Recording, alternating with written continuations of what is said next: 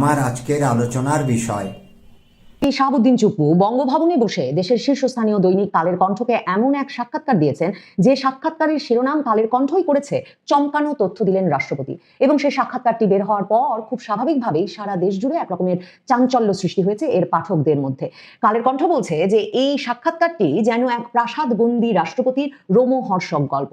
সাক্ষাৎকারের শুরুতেই কালের কণ্ঠের নির্বাহী সম্পাদক হায়দার আলী এবং বিশেষ প্রতিনিধি জয়নাল আবেদিনের কাছে দেওয়া এই সাক্ষাৎকারের শুরুতেই রাষ্ট্রপতি শাহাবুদ্দিন চুপ্পু বলেছেন এখন তিনি বেশ ভালো আছে। ইউনূস শাসনের অবসানের পরেই, অন্তর্বর্তীকালীন সরকারের 1.5 বছরের শাসনামলের অবসানের পরেই রাষ্ট্রপতি এখন বেশ একটা বন্দি দশা থেকে মুক্তি পেয়েছেন এবং এই সাক্ষাৎকারটি দিচ্ছেন। রাষ্ট্রপতি এই সাক্ষাৎকারে যেসব বিস্ফোরক তথ্য তুলে ধরেছেন, প্রথমত তিনি স্পষ্টভাবে বলেছেন যে ডক্টর মোহাম্মদ ইউনূসের সরকার একেবারে শেষ দিন পর্যন্ত তাকে অসাংবিধানিকভাবে সরিয়ে দিয়ে বাংলাদেশের শান্তি শৃঙ্খলা করে দেওয়ার ষড়যন্ত্রে লিপ্ত ছিল।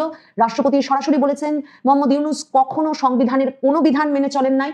এই সব ব্যাপারগুলো, এই ষড়যন্ত্রগুলোর পাশাপাশি তিনি আমাদেরকে জানিয়েছেন এই সাক্ষাৎকারের মাধ্যমে যে শুধুমাত্র যে সশস্ত্র বাহিনীর 3 প্রধান তার সঙ্গে সবসময় পাশে ছিলেন তাকে রক্ষায়, তাই নয়, নিয়েছিলেন যে কোনোভাবেই অসাংবিধানিক প্রক্রিয়ায় তাকে সরানো যাবে না। তিনি এই সাক্ষাৎকারে বলেছেন যে তার সিদ্ধান্ত ছিল প্রয়োজনে রক্ত ঝরলে রক্ত ঝরুক, কিন্তু বঙ্গভবন থেকে অসাংবিধানিক উপায়ে তাকে সরানো যাবে না।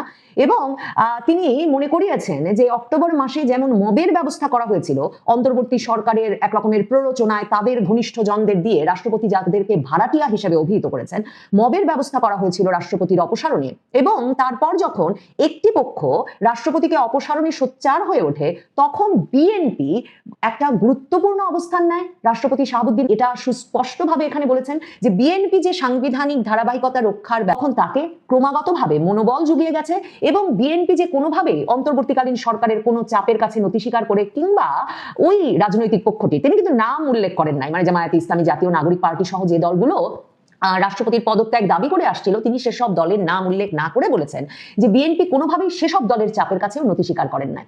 রাষ্ট্রপতি যে বিস্ফোরক তথ্য আমার কাছে মনে হয়েছে সবচেয়ে বড় যে তথ্যটি এই সাক্ষাৎকারে দিয়েছেন সেটা হচ্ছে বিএনপি যে তার পাশে ছিল সেটা স্থিতি আমরা বুঝতে পারছিলাম, কারণ বিএনপি কখনো রাষ্ট্রপতি অপসারণের পক্ষে দাঁড়ায়নি। রাষ্ট্রপতি অপসারণের দাবিতে আন্দোলন সংগ্রাম, রাজনৈতিক দলের আলাপ আলোচনা কোনো কিছুতে বিএনপি কোনো আশকারা দেয় নাই, সায় দেয় নাই। কিন্তু রাষ্ট্রপতি যে তথ্যটা দিয়েছেন সেটা হচ্ছে বিএনপির সর্বোচ্চ নেতৃত্ব তাকে বরাবর এবং তাকে বলেছেন যে তারা তার পাশে আছেন, কোনোভাবেই সাংবিধানিক ধারাবাহিকতা নষ্ট হতে দিতে রাজি নয় বিএনপি।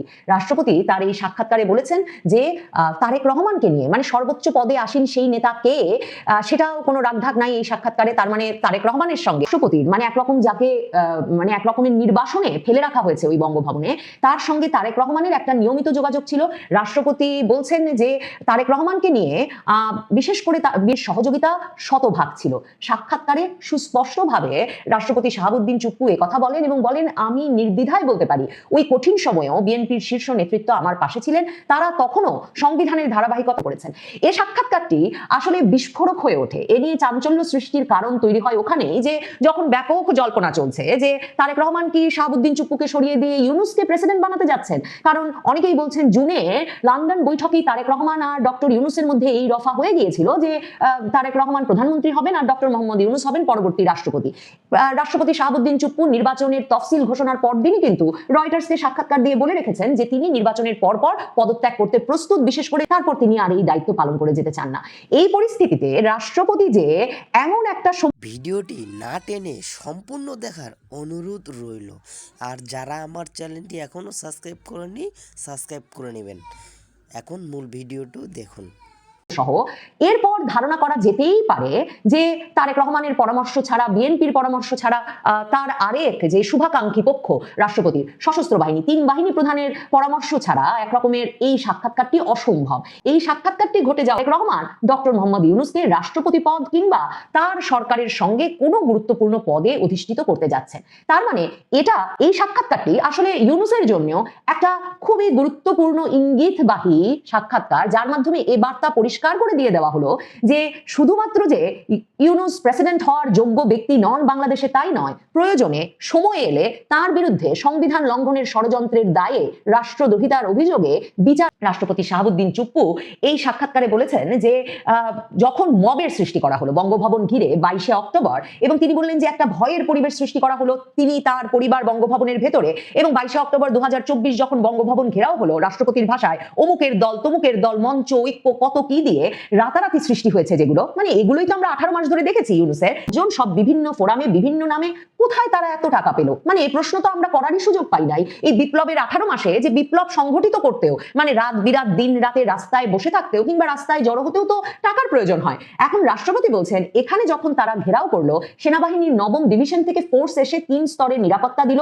রাষ্ট্রপতি এখানে যেটা তথ্য দিল, গণভবনের মতো বঙ্গভবনও এরা লুট করতে চেয়েছিল। এই যে আমি আপনাদেরকে বারবার বলি যে এদের পরিকল্পনাটা ছিল যে বঙ্গভবন থেকে প্রয়োজনে রাষ্ট্রপতি শাহাবুদ্দিন চুপ্পুকে বের করে এনে একটা রাজপথে বিচার করে দরকার হলে ফাঁসি দিয়ে দেওয়া, এবং সংবিধানের কবর রচনা করা, এবং সশস্ত্র বাহিনীকে যে রাষ্ট্রপতি শাহাবুদ্দিন চুপ্পুর পাশে থাকতে হয়েছে তার কারণ রাষ্ট্রপতিকে দিয়ে শুরু, এরপর ওয়াকারনা হাসনাত স্লোগান দিতে দিতে এদের ক্যান্টনমেন্ট থেকেও সেনা কর্মকর্তাদের সেনাপ্রধানকে বের করে এনে প্রয়োজনে রাজপথে বিচার করে সেনাবাহিনীরও দখল এই বিপ্লবী বাহিনী তাদের হাতে নিয়ে নিতে চায় সংবিধানকে কবর দিয়ে।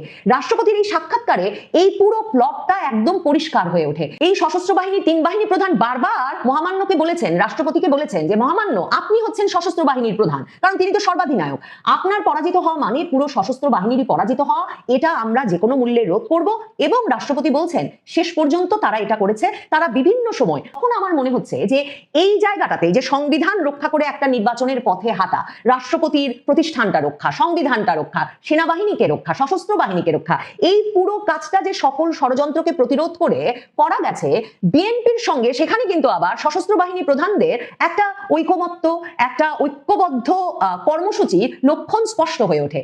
তারেক রহমান সশস্ত্র বাহিনীর এই 3 প্রধানকে যদি এখন আপাতত তাদের দায়িত্বে রেখে দেন, তাহলে নিশ্চিতভাবেই বোধ করতে হবে যে বড় ধরনের তিনি যতই রদবদল করুন না কেন 3 বাহিনীতে, এই যে 3 বাহিনী প্রধানকে রেখে দিচ্ছেন তার একটা বড় কারণ হবে এই যে এরা এই 18 মাস ধরে বিএনপি যেই রাজনৈতিক অবস্থানে সোচ্চার ছিল, সাংবিধানিক ধারাবাহিকতা রক্ষা, এই 3 বাহিনী প্রধান মিলে এই সাংবিধানিক ধারাবাহিকতা রক্ষা করতে রাষ্ট্রপতিকে রক্ষা করেছেন এবং দেশের মূল প্রতিষ্ঠানগুলোকে এক রকমের রক্ষা করে গেছেন যে তারা কোনোভাবে কোনো অসাংবিধানিক কাজ হতে দেবেন না এবং রাষ্ট্রপতিকে এই অসাংবিধানিকভাবে অপসারণ করতে দেবেন না। এরপর অন্তর্বর্তীকালীন সরকার ওই ষড়যন্ত্র নিয়ে হাজির হয় যে রাজনৈতিক দলগুলো নিজেদের মধ্যে আলাপ আলোচনা করুক, সংখ্যাগরিষ্ঠ দল একমত হলে রাষ্ট্রপতিকে অপসারণ করা হবে। শাহাবুদ্দিন চুপ্পু বলেন যে সেখানেও বিএনপি একটা দৃঢ় অবস্থান নিয়েছিল এবং বিএনপির শীর্ষ নেতা তারেক রহমান এই সংবিধান অক্ষুণ্ণ রাখা, রাষ্ট্রপতিকে প্রতিষ্ঠান হিসেবে ধরে রাখা, অক্ষুণ্ণ রাখার বিষয়ে দৃঢ় অবস্থান নিয়েছিলেন। শুধু তাই নয়, তিনি নিয়মিতভাবে মনোবল জুগিয়ে গেছেন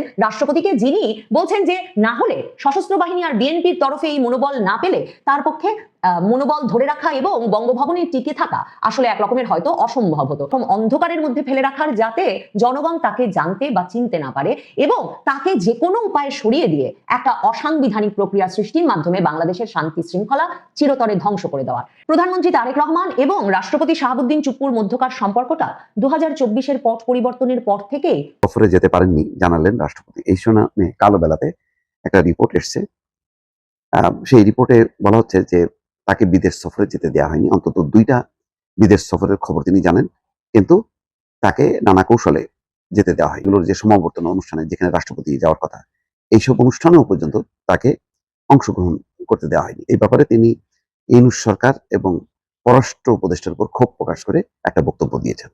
এটা এক সাক্ষাৎকারে একটা বেসরকারি গণমাধ্যমে আমি দেখছিলাম, সম্ভবত কালের কণ্ঠের নির্বাহী সম্পাদকের সাথে সাক্ষাতের সময় তিনি এই কথা বলেছেন যে ইউনূস আটকে দিয়েছেন। মূলত ওই সরকার চায়নি কোথাও আমার নাম আসুক, আমাকে একদম অন্ধকারে ফেলে রাখার চেষ্টা করেছে। তারা চায়নি জনগণ আমাকে চিনুক জানুক, এটি আমাকে খুব কষ্ট দিয়েছে। তিনি বলছেন যে গত ডিসেম্বরের ঘটনা, কসোভো থেকে রাষ্ট্রপতিকে দাওয়াত দেওয়া হয়েছিল ওখানে একটা অ্যাসেম্বলিতে কিনোট পেপার পড়ার জন্য, কিন্তু আমাকে যেতে দেওয়া হয়নি। তারপর কাতারের আমির আমাকে দাওয়াত করলো, ওখানে একটা সামিটে অংশ নিয়ে অ্যাড্রেস করবেন, সেই সেমিনারে রাষ্ট্রপতি ছাড়া আর কেউ থাকবে না। তখন আমার কাছে পররাষ্ট্র মন্ত্রণালয় থেকে একটা চিঠি দেওয়া হলো। সেই চিঠিতে বলা হলো যে আমি রাষ্ট্রীয় কাজে ভীষণ ব্যস্ত, সুতরাং এই সেমিনারে অংশগ্রহণ করা আমার পক্ষে সম্ভব না। আমি দুঃখিত, ওই চিঠিতে আমি সই করিনি। তিনি বলেন ওই চিঠিটা লেখার সময় আমার সঙ্গে কোনো পরামর্শ করা হয়নি, আমাকে জানানোও হয়নি। চিঠিটা দেওয়া রাষ্ট্রপতি হেসে বলেন, একজন রাষ্ট্রপতি কি এত বেশি ব্যস্ত থাকে আমাদের সংবিধানের আলোকে? যাই হোক, পরে আমি ওই চিঠিতে একটি প্রশ্নবোধক চিহ্ন দিয়ে পাল্টা চিঠি পাঠাই পররাষ্ট্র মন্ত্রণালয়। তাতে আমি পররাষ্ট্র মন্ত্রণালয়ের এমন শিষ্টাচার বহির্ভূত এবং অধ্যত্বপূর্ণ আচরণের তীব্র নিন্দা জানাই। সে বিষয়ে পররাষ্ট্র উপদেষ্টাকে চিঠি দেই। তো ওই চিঠির জবাবে তার নিরুত্তর ছিল। তবে এরপর আর কোনো দেশ থেকে আমাকে আমন্ত্রণ এসেছিল কিনা সে বিষয়ে জানারও সুযোগ হয়নি।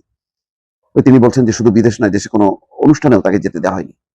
এটা বোঝাই গেছে, আমি এর আগেও বলেছি, ডক্টর মোহাম্মদ ইউনূস সবসময় চেষ্টা করেছেন রাষ্ট্রপতি শাহাবুদ্দিনকে এড়ানোর পেছনে কি কারণ থাকতে পারে এটা পরিষ্কার, যে তিনি যেহেতু শেখ হাসিনা সরকারে নিযুক্ত, আর শেখ হাসিনার ব্যাপারে ডক্টর ইউনূসের মধ্যেও সাংঘাতিক রকম একটা বিতৃষ্ণা বা ক্ষোভ একটা জন্ম নিয়েছিল শেখ হাসিনার আচরণের কারণে।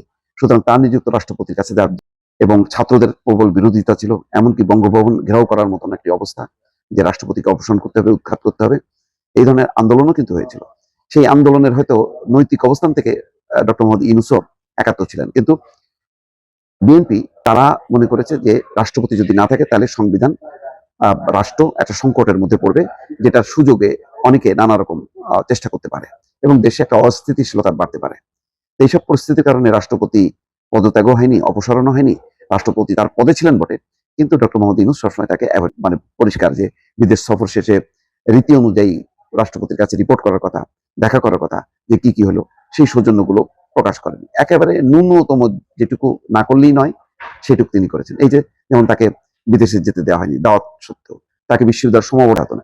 এক ধরনের বলা যায়, অনেকেই বলতেন যে বঙ্গভবনে শাহাবুদ্দিন অবরুদ্ধ, বঙ্গভবনে কোনো টেলিফোন লাইন নেই, সংযোগ বিচ্ছিন্ন, এমন একটা পরিস্থিতির মধ্যে এক ধরনের গৃহবন্দী বঙ্গভবন বন্দী জীবন পার করেছেন শাহাবুদ্দিন।